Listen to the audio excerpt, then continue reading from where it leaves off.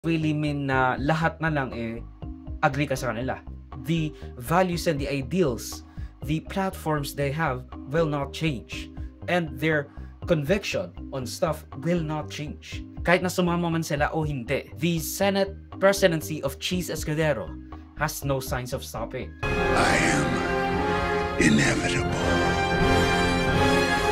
Kaya naman, they're hedging their bets para makakuha ng mga mahalagang chairmanship na kanilang hinahabol para sa kanilang respective platforms, which are the agriculture at higher technical and vocational education or basic education chairmanship. Yun yung mga komite na gusto nila pangunahan because that was their platform. Now, that's probably one big reason kung bakit sa tingin ng tao sa side sila sa majority. They seek to deliver on their campaign promises and they have better chances of getting those chairmanships kung sasama sila sa mayorya. Now, although, both Kiko and Bam has said themselves dahil nga sa mga usap-usapan na they have not yet made their mind up kung saan sila sasapi, with Bam Aquino saying sa courtesy call or courtesy visit sa governor ng Bacolod na sa ngayon, sila ay nasa independent block pa rin. But that doesn't mean na hindi sila kasama sa desisyon ng mayorya para sa pagkapresidente